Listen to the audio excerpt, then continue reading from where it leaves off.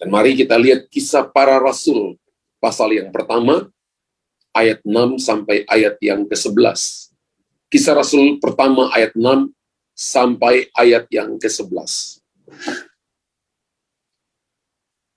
Kisah Rasul pasal yang pertama, ayat 6 sampai ayatnya yang ke-11. Yesus terangkat ke sorga. Maka bertanyalah mereka yang berkumpul di situ, Tuhan, maukah Engkau pada masa ini memulihkan kerajaan bagi Israel? Jawabnya, Engkau tidak perlu mengetahui masa dan waktu yang ditetapkan Bapa sendiri menurut kuasanya. Tetapi kamu akan menerima kuasa kalau Roh Kudus turun ke atas kamu. Dan kamu akan menjadi saksiku di Yerusalem dan di seluruh Yudea dan Samaria dan sampai ke ujung bumi. Setelah ia mengatakan demikian, terangkatlah ia, disaksikan oleh mereka, dan awan menutupnya dari pandangan mereka. Ketika mereka sedang menatap ke langit, waktu ia naik itu, tiba-tiba berdirilah dua orang yang berpakaian putih dekat mereka, dan berkata kepada mereka, "Hai orang-orang Galilea, mengapakah kamu berdiri melihat ke langit? Yesus ini yang terangkat ke sorga meninggalkan kamu, akan datang kembali dengan cara yang sama seperti kamu melihat dia naik ke sorga." Amin. Bapak Ibu kalau perhatikan ayat ini, maka ayat ini menulis tentang Tuhan Yesus terangkat ke sorga. Sebelum Tuhan Yesus terangkat ke sorga, ayat yang ke-6, Bapak Ibu, Alkitab mengatakan, mereka bertanya kepada Yesus. Maka bertanyalah mereka yang berkumpul di situ, Tuhan, maukah Engkau pada masa ini memulihkan kerajaan bagi Israel? Masa ini adalah waktu yang disebut dengan Kronos, masa waktu manusia tinggal 24 jam. Tapi Tuhan menjawab mereka dengan berkata, kamu tidak perlu mengetahui masa dan waktu. Masa dan waktu di sini adalah kairos, waktu Tuhan, yang ditetapkan Bapa menurut kuasanya. Hidup ini saudara dan saya menjalani, Bapak Ibu dan saya punya problem, punya masalah, punya pergumulan. Dan kita maunya hari ini langsung ketika berdoa, kepingin hari ini mau langsung Tuhan pulihkan. Tapi Alkitab dengan jelas berkata pada ayat yang ke-7, engkau tidak perlu mengetahui masa dan waktu yang ditetapkan Bapa sendiri menurut kuasanya. Amin. Jadi waktu hari ini ada problem, ada masalah, ada pergumulan, bagian kita adalah, saudara dan saya, Yesus menawarkan ayat yang ke-8, kamu akan menerima kuasa, dunamos. Dunamos itu adalah kuasa pilihan, dunamos itu adalah kuasa untuk mendemonstrasikan kuasa Allah. Dunamos itu adalah kuasa untuk menarik kekayaan dan kesehatan. Dunamos adalah kuasa untuk melakukan mujizat. Jadi kata dunamos itu ada 4 arti besar yang Tuhan bicara kepada saudara pagi hari ini. Tuhan menawarkan ketika saudara dan saya ada dalam masalah, jangan takut, Tuhan sudah memberikan kepada kita kuasa. Melalui apa? Roh Kudus yang diberikan kepada kita. Lalu Alkitab berkata, ayat 9, sesudah ia mengatakan demikian, terangkatlah ia, disaksikan oleh mereka, dan awan menutupnya dari pandangan mereka. Dalam terjemahan Alkitab The Message mengatakan begini, the empty sky. Mereka tidak dapat lagi melihat Tuhan. Ya, yang mereka lihat adalah langit yang kosong. Langit yang kosong. Artinya mereka tidak dapat lagi melihat Tuhan di sana. Kenapa mereka melihat? Mengapa mereka menatap ke langit, lalu mereka melihat langit yang kosong? Tadinya Yesus baru berkata kepada mereka, kamu tidak akan tahu masa dan waktu yang menurut kehendak Bapa ditentukan bagi kamu. Kamu tidak akan tahu kapan Tuhan menjawab kita, tapi kita harus terus percaya bahwa kuasa sudah diberikan kepada kita. Kita harus percaya bahwa Tuhan akan menolong kita. Tapi kenapa ketika Tuhan berjanji memberikan mereka kuasa, dan ketika Tuhan terangkat ke sorga, mereka menatap langit yang kosong. Ketika Tuhan naik ke sorga, Alkitab dengan jelas berkata, para rasul menatap langit kosong. Yang lihat Yesus terangkat ke sorga, itu ada 500 pasang mata, Bapak Ibu. Ada 500 pasang mata yang melihat Yesus terangkat ke surga. Jadi begitu banyak orang yang menatap Yesus terangkat ke langit. Tapi ketika awan mengangkat Yesus, tiba-tiba mereka melihat langit yang kosong. Pertanyaannya, mengapa langit yang kosong yang mereka lihat? Mengapa langit yang kosong? Kalau langit yang kosong, berarti rasul-rasul itu Tuhan sedang bicara, sepertinya mereka tidak mendapatkan apapun. Ketika mereka lihat Yesus terangkat ke surga. Tapi saya belajar ada dua sikap yang sedang Tuhan urus dalam pengalaman rasul-rasul ini menatap langit yang kosong.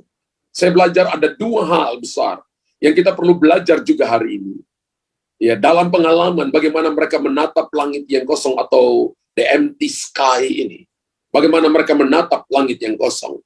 Tuhan sedang mengurus hal-hal di dalam diri mereka yang mereka sendiri sadar atau tidak sadar. Tapi Tuhan sedang mengurus mereka ketika mereka menatap langit yang kosong. Bukankah itu sesuatu yang spektakuler? Bukankah itu disaksikan oleh 500 pasang mata? Tapi kenapa mereka melihat langit yang kosong? Hal yang pertama yang diurusin Tuhan adalah agenda pribadi para rasul. Apa agenda pribadi mereka? Keinginan tersembunyi dalam diri para rasul. Apa keinginan tersembunyi? Apa agenda pribadi mereka? Mereka ingin menjadi pemimpin yang terkemuka. Mereka ingin menjadi tangan kanan Tuhan. Kalau Bapak Ibu lihat ketika Yesus masih hidup, satu waktu, ya Yakobus dan teman-teman berkata begini, Tuhan, kalau Engkau telah memulihkan kerajaan Israel, biarlah aku duduk di sebelah kananmu dan di sebelah kirimu. Mereka berpikir Tuhan memulihkan kerajaan Israel seperti satu bangsa menaklukkan ekspansi bangsa yang lain, mengalahkan satu bangsa yang lain.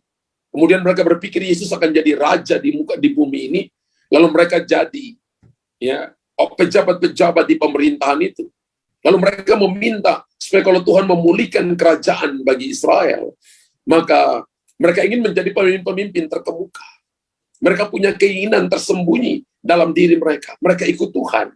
Tapi maunya dipromosi, maunya lebih hebat, maunya kelihatan lebih daripada orang yang lain. Dan ketika Yesus terangkat ke surga, mereka menatap langit yang kosong. Ini tanda bahwa Tuhan sedang mengurusi hal-hal yang tersembunyi. Mereka tidak dapat apa-apa ketika mereka lihat Yesus terangkat ke surga. Mereka tidak lihat Yesus memberikan kepada mereka mahkota waktu itu. Mereka tidak memberikan Yesus tidak memberikan mereka takhta pada waktu itu. Tapi Yesus berjanji akan memberikan kepada mereka kuasa, yaitu Roh Kudus dari tempat yang maha tinggi. Tapi Tuhan mengurus agenda pribadi. Bapak Ibu tahu, pelayanan dengan agenda pribadi itu sangat berbahaya. Melakukan sesuatu dengan agenda pribadi bukan agenda kerajaan Allah itu berbahaya.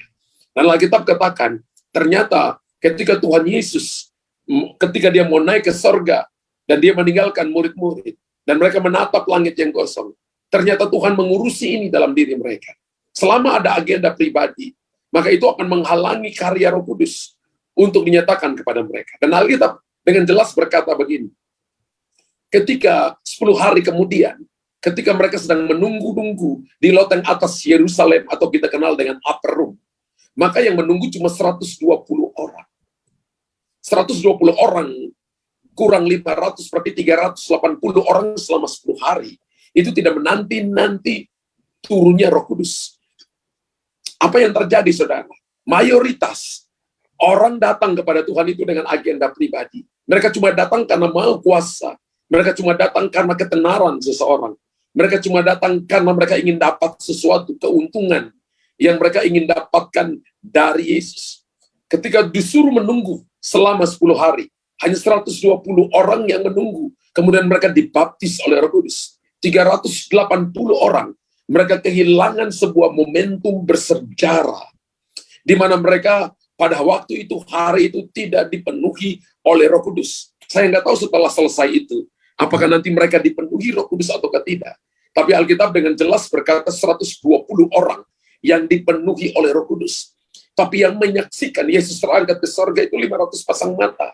Ada begitu banyak agenda tersembunyi yang ada dalam diri, dalam hati seseorang. Tapi ini yang perlu saudara dan saya harus siap untuk diurusi oleh Tuhan. Ya. Mereka minta untuk menjadi tangan kanan. Mereka mau untuk menjadi terkenal. Mereka mau memiliki sesuatu yang dipuji oleh orang.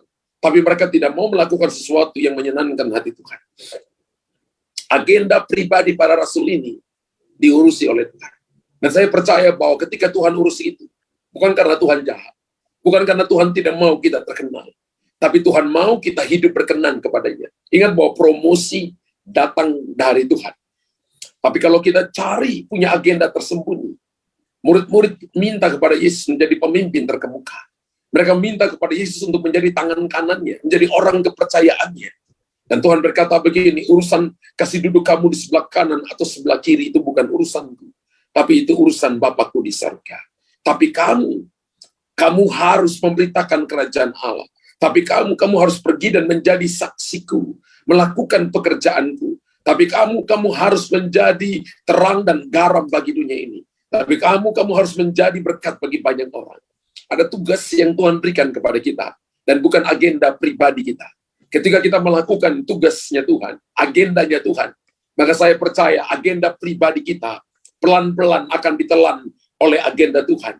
Dan orang akan melihat bahwa saudara dan saya bukan hidup karena agenda pribadi, tapi kita hidup karena agenda kerajaan Allah, agenda Bapa kita di surga. Dan saya percaya hari ini, saudara dan saya belajar sesuatu dari Tuhan. Alkitab dengan jelas berkata begini, bahwa Yesus, Alkitab katakan ayat 10 dan ayat 11, ketika mereka sedang menatap ke langit, waktu ia naik, itu tiba-tiba berdirilah dua orang yang berpakaian putih dekat mereka. Dua orang yang berpakaian putih adalah para malaikat Tuhan, dan berkata kepada mereka, hai orang-orang Galilea, mengapakah kamu berdiri melihat ke langit? Atau mengapa kamu menatap langit kosong? Yesus ini yang terangkat ke sorga meninggalkan kamu, akan datang kembali dengan cara yang sama, seperti kamu melihat dia naik ke sorga. Jelas Alkitab mengatakan begini, ketika kita melakukan agendanya Tuhan, maka mata kita akan melihat kedatangan Yesus pada kali yang kedua. Firman Allah berkata dia akan datang di Bukit Zaitun, dan bukit itu akan terbelah dua, yang satunya ke timur, satunya ke barat, saudara. Dan ada jurang di tengah-tengah yang begitu dalam. Dan ketika Yesus datang, maka kiblatnya adalah, arahnya adalah pintu timur, pintu gerbang timur. Yang kalau hari ini kalau ke Yerusalem, Anda lihat pintu gerbang itu masih tertutup, ya, masih tertutup di situ. Dan Alkitab berkata begini, dia akan datang pada kali yang kedua dengan cara yang sama seperti kamu melihat dia naik ke surga. Tapi Yesus datang pada kali yang kedua bukan lagi sebagai bayi, tapi dia datang sebagai raja di atas segala raja. Dia datang dengan bala tentaranya, dia datang dengan orang-orang kudusnya untuk memerintah ke atas bumi ini. Agendanya Tuhan itu akan terjadi ketika saudara dan saya hidup mengikuti agendanya Tuhan. Jadi hal yang pertama yang diurusi Tuhan dalam diri para murid adalah agenda pribadi mereka. Adalah agenda yang tersembunyi dalam hati mereka. Hari ini kalau saudara dan saya punya motivasi yang berbeda ketika kita datang cari Tuhan. Oke, saya datang cari Tuhan supaya saya diberkati, saya datang cari Tuhan supaya saya dipulihkan, saya datang cari Tuhan supaya saya dapat kerjaan, saya datang cari Tuhan supaya keluarga saya dipulihkan, bisnis saya dipulihkan. Apa itu salah? Di satu sisi mungkin nggak salah karena itu kebutuhan kita dan Tuhan juga tahu. Tapi sebenarnya fokus kita datang cari Tuhan bukan karena itu. Fokus kita datang cari Tuhan adalah karena kita mau menghidupi agendanya Tuhan. Kita mau menghidupi firman Tuhan. Kita datang cari Tuhan karena kita mengasihi Tuhan. Dan saya percaya kalau kita datang mengasihi Tuhan, kalau kita mengasihi dia, sekalipun kita nggak lihat dia di langit, tapi kita percaya bahwa dia ada di dalam kita dan memimpin kita ke dalam seluruh kebenaran. Hidup orang Kristen hidup bukan karena melihat, tapi karena tidak melihat namun percaya. Amin. Jadi hidup kekristenan kita bukan karena kita lihat sesuatu baru kita percaya. Tapi Anda tidak lihat, namun karena Anda percaya, maka Anda akan melihat mujizat yang daripada Tuhan. Hal yang kedua, yang sedang diamati, yang sedang diurus oleh Tuhan dalam diri para rasul adalah sikap merasa berjasa telah berbuat sesuatu untuk Tuhan dengan melayani atau dengan mengikuti Tuhan. Wow, murid-murid ini merasa mereka berjasa telah berbuat sesuatu untuk Tuhan dengan melayani Tuhan atau dengan mengikuti Tuhan. Kalau kita perhatikan Matius pasal 19 ayat yang ke-27. Matius 19 ayat 27. Atau mulai dari ayat 20, ayat di atas dulu, ayat 25, 26. Tolong multimedia dengan cepat.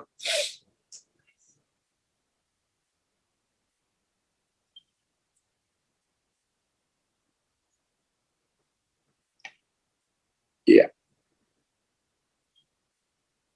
Matius 19.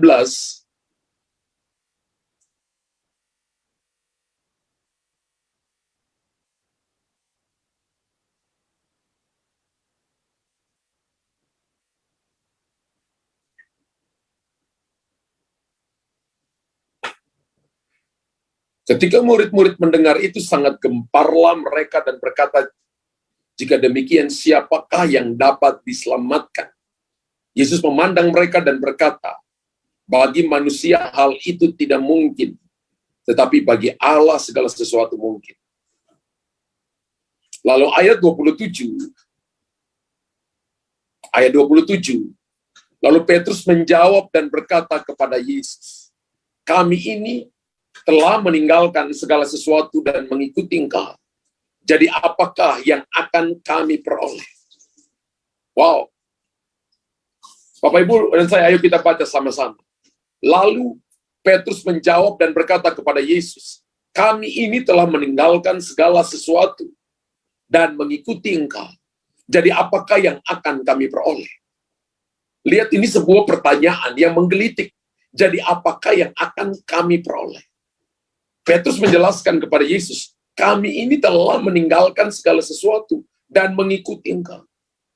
Ada motivasi, agenda-agenda tersembunyi yang ada dalam diri para rasul ini. Merasa berjasa, merasa telah berbuat sesuatu, mungkin merasa bahwa saya telah memberi persembahan banyak, telah melayani Tuhan dengan sungguh-sungguh, berikan waktu melayani Tuhan sungguh-sungguh.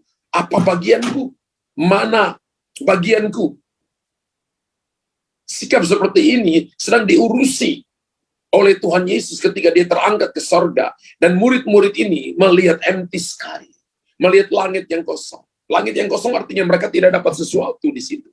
Waktu itu mereka nggak dapat apa-apa di situ. Mereka yang selama ini mengikuti Tuhan, yang dikatakan Petrus dalam Matius 19 ayat 27, kami ini telah meninggalkan segala sesuatu dan mengikuti Engkau. Jadi apakah yang akan kami peroleh? Pertanyaan ini banyak ditanyakan oleh beberapa orang. Satu waktu saya ketemu seorang anak muda. Dia katakan begini, Pastor, saya ini sudah melayani Tuhan sejak saya kecil. Papa saya itu bekerja di gereja ini. Dan saya melayani Tuhan sejak saya kecil. Tapi saya sudah umur 25 ini, saya rasa ini saya dapat apa ya? Saya ada lainnya ketika Papa ke ibadah, saya juga pergi ibadah. Saya rasa saya nggak dapat apa-apa. Saya rasa ini saya melayani Tuhan seperti saya nggak dapat apa-apa. Rasanya sia-sia. Dan saya lihatin dia dan saya katakan, kamu keliru. Kamu sedang lakukan sesuatu yang tidak kamu lihat dengan mata kepalamu. Tapi kamu sedang nabung di dalam kerajaan kekal. Kalau kamu bilang kamu nggak dapat sesuatu, saya tanya selama ini ketika kamu masih kecil sampai kamu sekarang, pernahkah kamu sakit yang parah atau dapat penyakit kritis, atau kamu dapat sesuatu, kamu tidak pernah makan 1 minggu dan sebagainya, kamu tidak bernafas 3 hari, pernah kamu alami? Dia mencoba untuk mikir. Dan saya katakan begini, kamu nggak bisa mengukur Tuhan dari cara pola pikirmu, di mana yang kamu lihat dengan mata. Karena kamu kepingin dapat sesuatu yang besar dan kamu belum dapat hari ini, lalu kamu katakan, saya melayani Tuhan sepertinya sia-sia. Kemarin saya sharing dengan anak-anak saya dalam mobil, dan saya katakan begini, kalian kalau muda-muda melayani Tuhan dengan sungguh-sungguh, maka ketika nanti kalian tua, kalian akan menikmati semua yang terbaik, yang Tuhan janjikan kepada saudara. Ketika kalian mengasihi Tuhan sungguh-sungguh dari kalian muda, memberikan waktu muda kalian untuk melayani Tuhan sungguh-sungguh, maka Tuhan itu tidak pernah berhutang. Jangan hitung-hitungan dengan Tuhan. Sikap merasa berjasa telah berbuat sesuatu untuk Tuhan dengan melayani atau dengan mengikuti Tuhan. Entah itu kita melayani sebagai, ya kalau di gereja ada yang full time, ada yang melayani misalnya jadi usher, ada yang melayani misalnya jadi singers, worshiper, pemain musik dan sebagainya. Jangan merasa sesuatu. Jangan merasa sesuatu. Tapi lihat itu sebagai bukti cinta yang kita berikan kepada Tuhan. Kalau saya khotbah, saya jangan merasa sesuatu. Kalau saya dipakai Tuhan, Misalnya dengan karunia-karunia, jangan saya juga merasa sesuatu. Tapi saya harus tahu bahwa semuanya itu adalah karunia yang Tuhan berikan kepada kita. Kita harus datang melakukannya, melayani Tuhan dengan cinta. Bukan karena agenda pribadi. Mereka melihat langit yang kosong dan mereka tidak mendapatkan apa-apa. Karena Tuhan ingin mengajar mereka dua hal itu. Yang pertama, karena rasul-rasul ini punya agenda pribadi, agenda yang tersembunyi. Mereka ingin menjadi pemimpin-pemimpin terkemuka di antara saudara-saudara mereka. Mereka ingin menjadi tangan kanan Tuhan. Dan apa yang mereka ngomong, apa yang mereka minta, mereka tidak mengerti. Dan Yesus bicara kepada mereka, yang kamu minta, kamu tidak mengerti. Yang kamu minta, kamu tidak mengerti. Mereka tidak tahu musim dan waktunya Tuhan. Mereka tidak mengerti kairosnya Tuhan. Ada banyak orang yang tidak mengerti kairosnya Tuhan. Sehingga akhirnya hidup serampangan, hidup asal-asalan. Mereka selalu menuntut, karena mereka pikir mereka berjasa. Mereka pikir mereka memberi persembahan yang banyak. Waktu mereka kasih begitu banyak. Mereka pikir mereka punya pengalaman yang mereka berikan dalam mereka melayani Tuhan, untuk Tuhan. Jadi mereka nuntut supaya itu mereka dapatkan sesuai dengan apa yang mereka tahu. Padahal sesungguhnya, sampai mati pun kita masih berhutang dengan Tuhan. Bapak Ibu tulis di kolom komentar. Sesungguhnya, sampai mati pun saya masih berhutang dengan Tuhan. Jadi kalau kita dikasih kesempatan melayani, melayanilah sungguh-sungguh.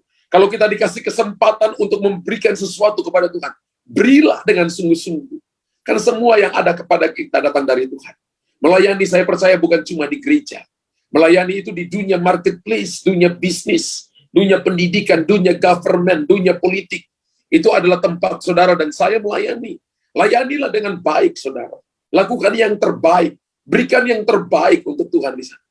Dan Bapak Ibu akan melihat perkara-perkara besar, perkara-perkara ajaib, dan perkara-perkara mulia yang akan Tuhan nyatakan bagi kita. Kita belajar dua hal ini di pagi hari ini. Bahwa ketika murid-murid melihat empty sky, maka yang pertama, Tuhan sedang urusin agenda pribadi dalam diri para rasul. Agenda pribadi mereka adalah menjadi pemimpin terkemuka, menjadi tangan kanan Tuhan. Apa enggak boleh? Boleh. Tapi kalau motivasinya supaya orang puji kita, motivasinya supaya orang katakan, wow, dia hebat, dia begini, dia begini, dia begini, maka Anda dan saya mencuri kemuliaan Tuhan. Tapi kalau motivasinya adalah memuliakan Tuhan, karena Tuhan berkata bahwa kita dipanggil menjadi kepala dan bukan ekor, menjadi pemimpin dan bukan cuma menjadi leaders dan bukan helper, bukan cuma menjadi penolong bagi orang lain, menolong orang lain, membantu orang lain. Alkitab berkata bahwa kita dipanggil menjadi pemimpin, tapi pemimpin yang memuliakan Tuhan. Pemimpin yang tahu bahwa kedudukan ini Tuhan berikan untuk saya pakai memuliakan Tuhan. Maka itu bukan agenda pribadi, tapi agenda Tuhan yang Anda hidupi. Dan yang kedua, jangan pernah merasa berjasa. Jangan pernah merasa bahwa saya sudah berbuat sesuatu. Saya sudah kasih perpuluhan banyak. Saya sudah kasih persembahan banyak, waktu banyak, tenaga banyak. Dengan Tuhan jangan pernah merasa berjasa. Karena semua yang saudara dan saya miliki, semua yang kita punya, itu datangnya dari Tuhan. Ketika Yesus terangkat, maka dua hal ini Tuhan urusin dalam diri para rasul, dalam diri para murid, dalam diri orang percaya. Dan saya percaya, pertanyaan Rasul Paulus, Rasul Petrus ini tidak akan kita tanyakan lagi. Tapi kita pakai itu untuk menjadi sebuah gambaran, sebuah arahan, supaya kita harus jaga hati saudara dan saya. Jaga hati kita. Kami ini telah meninggalkan segala sesuatu dan mengikuti Engkau. Jadi apakah yang akan kami peroleh? Apakah yang akan kami peroleh? Ingat bahwa semua hamba Tuhan menjalani hidup di mana mereka diproses oleh Tuhan. Kalau Bapak Ibu baca Kejadian sampai Wahyu, mereka semua diproses oleh Tuhan. Mereka dibentuk oleh Tuhan. Ada yang lari, Demas telah mencintai dunia ini. Dia masuk dalam pelayanan dengan Rasul Paulus, tapi kembali mencintai dunia. Dan Rasul Paulus katakan, aku telah serahkan dia kepada iblis, karena dia telah mencintai dunia ini. Tapi bagi kita orang-orang pilihan Allah, yang telah dimeteraikan oleh darah Yesus, masalah persoalan boleh datang, tantangan boleh datang, tapi kita harus tetap mengasihi Tuhan dengan segenap hati. Urus agenda pribadimu. Jangan ada agenda pribadimu, tapi miliki agenda Tuhan. Dan jangan pernah merasa berjasa ketika kita melayani Tuhan. Tuhan memberkati saudara dan saya. Amin, amin. Bapa di sorga, terima kasih pagi hari ini. Kami datang pagi hari ini, kami mengucap syukur. Kami datang dan kami mau evaluasi hati kita. Hati kami masing-masing. Kalau ada agenda pribadi, ampuni kami. Kalau kami ingin jadi besar, supaya orang puji kami, supaya kami kelihatan kami hebat, supaya kami menjadi orang yang dipuja-puja oleh banyak orang, ampuni kami.